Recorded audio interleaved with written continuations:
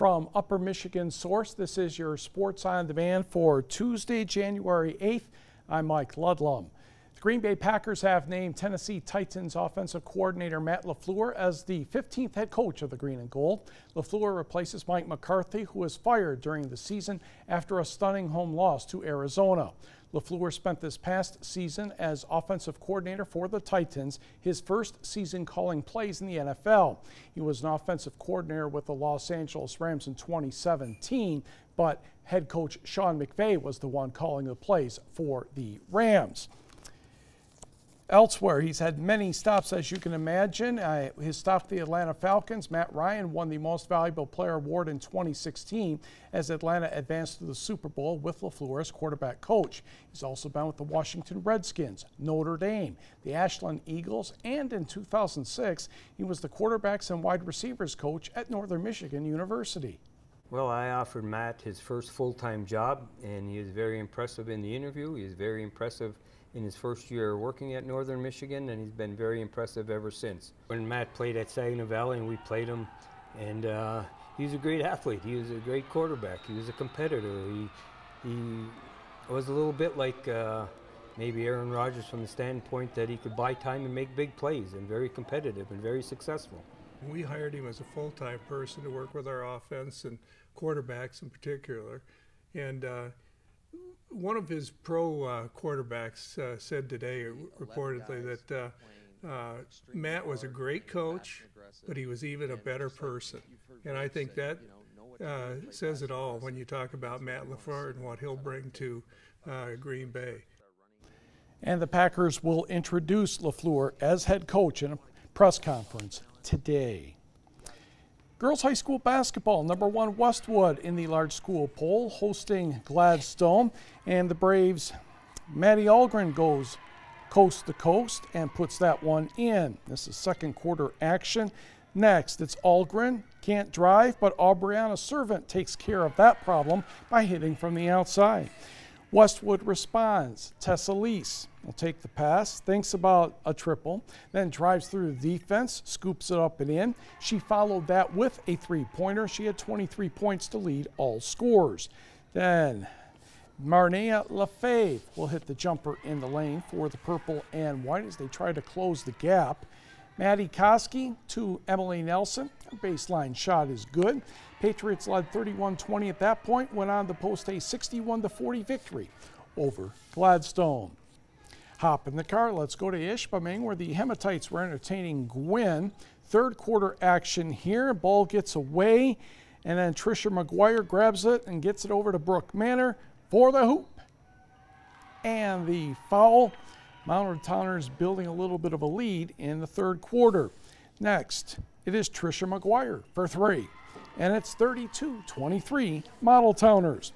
A short time later, the Hematites, Madison Mead steps in front of a Gwyn pass, and she will go all the way to the hoop and lay it in.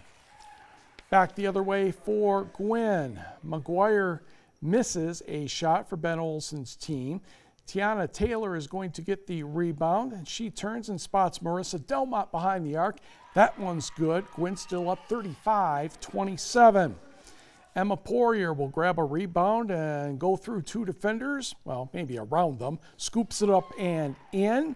She had 13 points, but Gwyn hangs on to win, 50-45. To the girls' scoreboard, Sydney Keevy had 21 points as Marquette downed Escanaba 64-36. Kobe Laturi had 4 triples, and West Iron County defeated Negaunee 53-42. Riley Papua pours in 20, Iron Mountain in the win column 57-33 over Norway. Calumet blanks Ontonagon in the fourth quarter and hands the Gladiators their first loss 44-36. Lons 41, Hancock 32. Jeffers defeats Houghton 49-41. Chancellor cruises by Dollar Bay.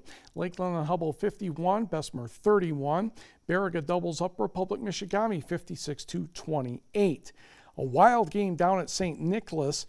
Mercedes Simmons had 26 points and 24 rebounds for Forest Park, but Kennedy Anglin had 18 points and 12 rebounds for the Wolverines. Mid-Peninsula won in overtime 60-54.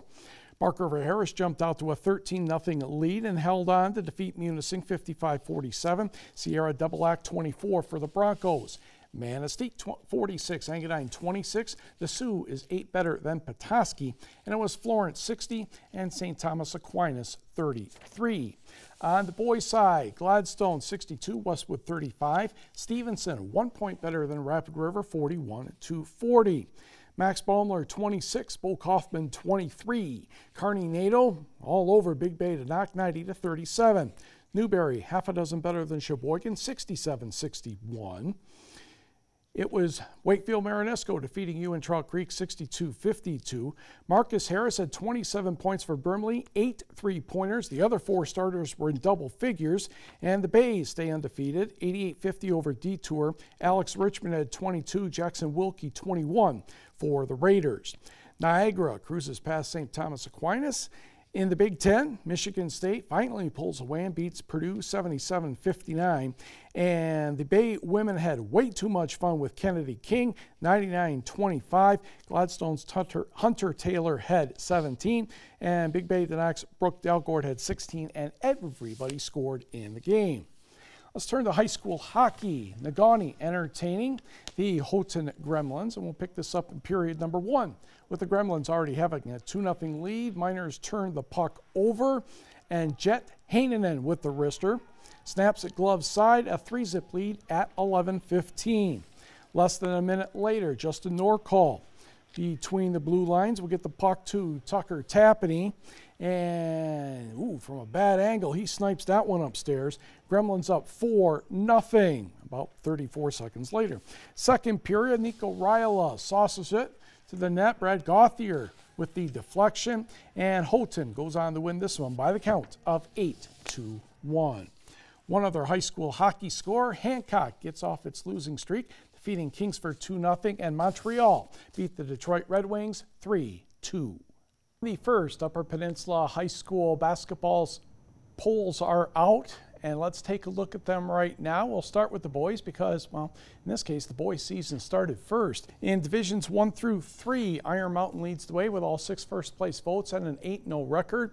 Marquette is next with Houghton third. Negaunee and Westwood round out the top 5. Escanaba, undefeated Ironwood, and Calumet also picked up some votes. On the Division 4 side, Brimley is 9-0, and the Bays lead the way with 4 of the 6 first-place votes. Kearney Nato is next with North Central third. Bessemer and Rapid River, with Munising and Dollar Bay also getting the attention of the media. On the girls' side, Westwood is number 1. We'll catch up with the Patriots tonight as they host Gladstone. We'll have those highlights on your TV6 Late News. Negaunee is also undefeated and in second place. Then it's Marquette, Bark River Harris, West Iron County, with Menominee and Gwyn also getting recognition. And on the Division 4 side, St. Ignace is number 1 at 7-0. Ontonagon also undefeated is second. Trout Creek third. Baraga and Lance, interesting that Ontonagon County and Baraga County both represented in 2 through 5. Chassell, last year's state runner-up, is an honorable mention right now, with Brimley, Rudyard, and Forest Park also getting votes. The 2019 College Football Hall of Fame class has been announced, and there are a couple of things relating to the Big Ten. Joe Thomas, the former offensive lineman for Wisconsin, is in, along with former Michigan State running back Lorenzo White. The Green Bay Packers technically have a representative, and defensive back Terrell Buckley from Florida State. And the Lions also get a mention a bit, with London Fletcher, the linebacker from John Carroll College in Ohio, also in that class.